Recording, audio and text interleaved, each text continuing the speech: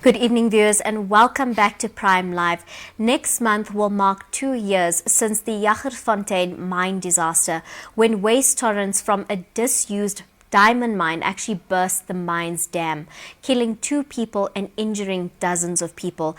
In addition to that, 164 houses were damaged when the thick sludge almost buried the Free State communities in the area. Now, the NGOs are calling on government to ensure justice for the people affected and for the Jagersfontein report to be made public. For more on the story, we are joined by Hassen Lorgat from the civil society Tailings Working Group, who is going to talk to us now a little bit more about some of the calls to action that NGOs have been making on government. Assalamu alaikum, and thank you so much for joining us on Prime Live. Walaikum salam, and thank you for having me. Thank you so much for joining us this evening. I mean, it's absolutely critical that we create as much possible awareness regarding this topic, especially since 2 years later and justice has not been served. Now, like I said before, it has almost been 2 years, and not only has a report not been finalized, but nobody has been held responsible. Why do you think that this is? I think the idea behind the Tailings Working Group is to mobilize unions, mining affected communities and NGOs so that we can build a movement, because we believe that these movements are the key to keeping governments and all power accountable, the corporations as well.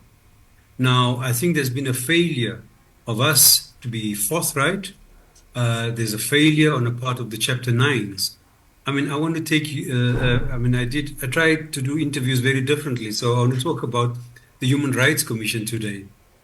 They, in their statement of October, basically tell the world that they went to Jagersfontein for 2 days, and on the 8th of October they write the press release to say that they are monitoring relief efforts. So I know you guys are interested to know what's happening with housing and all that. I must say, really, you got to be asking the Human Rights Commission, because they say they were monitoring. But they also say in that very press release, they welcome the reported commitment for a full investigation by the government to establish the cause of the collapse. The investigation is also expected to identify and recommend preventative, corrective, and accountability measures to address this disaster, it said in a press release. Now, it is true, because the media at that time reported that there was going to be an investigation by the Department of Water and Sanitation. When we had a meeting with them last month, they told us that they asked the National Prosecuting Authority to institute charges. At the end of the day, governments are our last port of call. They are all we have when all else fails. When corporations fail us, when governments fail to keep corporations accountable, when we fail to keep corporations accountable, governments whom we elect into power are the ones who are supposed to say the buck stops here. We're not interested in the fragmentation that tailings are managed by water affairs, a remining of tailings are water affairs, right? The remining of tailings dams is by DMR. Environment affairs, they must all get together. They are government for us. We want to have a simple accountability structure. But the issue we're discussing here today is, why is it that almost 2 years afterwards, no report has been there? The further indictment is that civil society groups, unions, the NUM, who are partners of this campaign, raised alarm before, saying that there are noises here and we're worried, this is unsafe. The Free State Director General, Raleigh Kotsane, confirmed that warnings were given to Jagersfontein Diamond Mine more than 2 years ago, he said, at the time of the accident. That is almost 4 years ago. As a province, I quote him, we find ourselves in a difficult situation as the mine owners were warned to stabilize their wall or cease operation through warning certificates. Now, what more can you do? They were warned before, the accident happened, and we know we're none the wiser. But all of us, and why I take blame as well, we were all excited at the time of the accident. We did a study, one of our group's benchmarks did a study, everyone went down. But the purpose we do this, the purpose you report, is to make sure there's transparency and there's accountability. We have failed, and today we're trying to set that right. We're asking, where's the report? Why is it that other countries that have had more complex disasters, like the one of Brumadinho, right, where 272 people died, they had a report in 6 months, a far more greater devastation. Apologies, Mr. Lorgat. We seem to have lost you there for a second. Are you back with us? Yes, I can hear you. So sorry, I didn't realize that. Can you hear me? Yes, we can hear you perfectly. Yeah. Thank you for sharing that. I think it's incredibly concerning, especially now hearing from you that they were actually warned in advance, the instability of that dam wall prior to the incident even happening. And you talked about other countries as well and how they are swiftly able to provide reports quickly and effectively. And there are global standards for swift investigations following mining disasters. Is South Africa not a signatory to these standards as well? Yeah, I mean, it's like saying that for us, we've got the holy books. Some of us, there's the Quran, there's the Bible, there's the Bhagavad Gita. You have these books and you have these standards. What is missing is whether these ideas that are contained therein are lived up to. And for that to be realized, you need a strong populace, an ummah, if you like, to make sure that the values are carried through. Now, governments signed up to all these things. The Minerals Council is a member of the Global Industry Tailing Standards. We in civil society demand that governments set a higher bar by looking at the guidelines called Safety First, because it talks about citizen participation at the start. Because as I say in various places, when a dam bursts because of the extremities of heat and cold, the vagaries of our temperature here, in KZN, where there's tornadoes and floods in Western Cape, we need to take care how these toxins, how the waste are preserved. How the dams are constructed, how are they managed, what are the warning signs to make sure that people are alerted in time. And some of the standards where they tell you that you can build a tailings 1 kilometer or 500 meters from home, those are jokes, because when the dam bursts, it goes 40, 50, 100 kilometers down. So clearly this has to be a serious issue in this time of severe climate stress. No, I couldn't agree more. If you think about the detrimental effects that it has had on the communities that were affected, the 164 homes that were affected by this incident as well, has affected so many different people. And like you said, so many different people down the line were also affected. But now our viewers at home really also want to know which government departments will actually be responsible for actually finalizing this report on what actually took place. This is a tricky question because Water Affairs said it was doing it. The Human Rights Commission, in their statement, which I read to you earlier, said there will be a government report, right? And when we met with Water Affairs, they said they asked the NP, the National Prosecutorial Office, and the Batoy's office to charge these people. What we want, we don't want to play games. All of them have a right. All of them have a right to institute charges. Environmental affairs have a right to institute charges. You have the mining, because the remining, right, of tailings is an area where communities are affected. They just have to get together because they are government. You can have a government of national unity, but at the end of the day, the ANC-led government at that time has to take responsibility for this.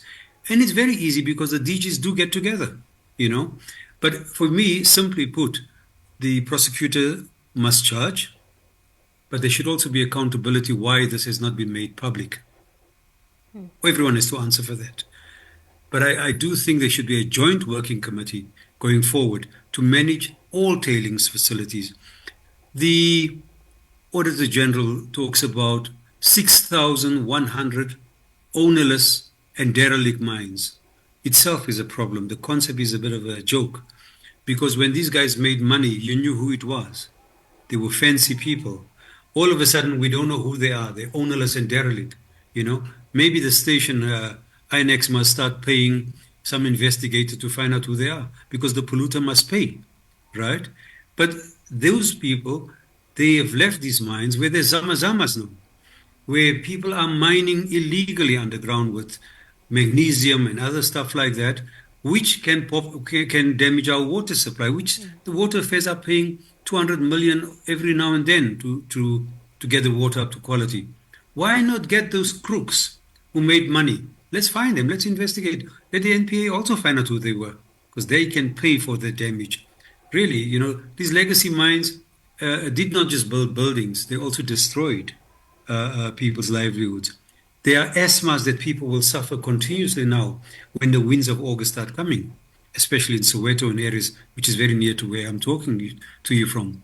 So, you know, for every benefit, we have to look at what are the consequences. For every shiny diamond, we ask, how do you store the waste? Where does that wastewater go? Where are the chemicals going? We need to ask those questions before we just celebrate the beauty of a stone. Absolutely. That was very powerfully said. And I think what viewers at home and South Africans in general also need to understand is that the detrimental effects that this can have on the environment inevitably affects people. And you cannot separate people and environment. The second our environment is polluted, contaminated, and tampered with, our health absolutely plays a factor in that. It directly impacts people's livelihoods, like you said, as well as people's health. And we also understand that this diamond mine was previously owned by the De Beers Mining Company. Can you please explain, you know, what has happened to its ownership since it stopped mining there in 1972? The ownership has passed many hands, okay? And initially, it was a very celebrated. If you do any search, you'll talk about what great diamonds they built and its connections to the colonial era. But De Beers owned it in 1972. And then, but it retained the prospecting rights on the property until 2002, right? And then, of course, in 2010, the company named Sonop, later as Jagersfontein Development Drainage Investments of Luxembourg, became involved around 2011, but eventually sold it to Stargems Group in 2022, who now own the mine and the tailings there. Now, some of us have a suspicion that mines have to be properly closed and rehabilitated. Now with this gap being opened up where they start saying, no, we are mining it, it's going to be great for the country, right? What happens to the rehabilitation? There's so many questions, right? People ask me, so who is responsible? I say, is it fair that these companies sometimes are sold on their last legs to black economic empowerment groups who think they can make a quick buck, but then all the social and environmental responsibility gets passed on? I'm not sure. I don't think it's fair. So I think they should all come together and government must make them account for why they should not be responsible collectively for the damage that has been caused. You know, there may be a legal a way of getting away from it because of poor law, but justice demands that they all be in the dock to answer for what they've done. Have they put money away to rehabilitate the land, etc.? But I also want our investigation to show that you can't simply talk, we're remining the waste. At whose cost? How is the economic benefits to the poor? Are they losing out again? There are a number of questions to that. So what we really want is a report that fully talks about the causes of the disaster and how to remedy it. And going forward, how to keep civil society groups involved. But the fact that unions and others raised concern beforehand and were ignored should come into that report. It should come into that report because maybe just a do-gooder. The mayor himself tweeted 6 months before the disaster to say, hey man, this thing's going to go. The mayor in that area. All this must be contained in a report so we can have an informed conversation. But lastly, I want to raise the issue about who speaks. I know I'm going to sound like the Lorax here. Who speaks for the trees and who speaks for the animals? The SPCA at that time spoke about hundreds of animals, chickens, goats, and that people kept in those areas have died. They don't see the light of day in this conversation, and they should be contained in such a report. Well, thank you so much for highlighting that important factor. I completely agree with you in terms of, highlighting, the rights and needs of our of animal welfare as well regarding these environmental disasters that do happen. And it is exactly that. It is an environmental disaster which inevitably causes various social issues that come with it. And that's the importance of, maintaining the sense of environmental responsibility. Environment and people will ever be interconnected, and when you mess with the environment, you absolutely mess with people as well. We thank you so much, Mr. Lorgat, for joining us this evening, shedding some insight and some light on this much needed conversation that needs to happen and needs to continue happening in order that justice is served for the many people's lives that were affected by this disastrous incident. So thank you so much, Mr. Lorgat, for joining us this evening. Yeah, I want to refer my thanks back to you and remind me of the criticism I gave to us who are media practitioners. I really think those who have the power must come in, and you guys will be doing us a great favor to get the Director Generals of Mineral Resources, Water and Environment into the studio. It'll be brilliant. We can help so they can answer how to manage these issues and where the report is. Thank you very much for your work. Absolutely. Thank you so much, Mr. Lorgat. Viewers at home, that was Mr. Lorgat talking to us about the disastrous mining incident that did happen 2 years ago in Jagersfontein. But despite this incident happening 2 years ago, and despite the statistics and the large amount of people this incident affected, it has still been unresolved. No report being made public and no justice being served for the people whose livelihoods were drastically affected. And like Mr. Lorgat said, the many animals and wildlife that were actually affected by this incident as well. And something to highlight is that environment and people are absolutely interconnected. When we mess with environment, we have detrimental effects on the people who are living in that area. So it's absolutely a call to action for our new GNU to address the issue and, yes, make the report public. But viewers at home, let us know your thoughts on this incident on all our social media platforms. We would absolutely love to hear from you. And remember, keep the conversation going on social media platforms. It's our duty to make sure that government sees our voices, hears our voices, and make sure that they definitely take action for the people that have been affected. But on that note, viewers, it is time for us to take an ad break, and we'll come right back.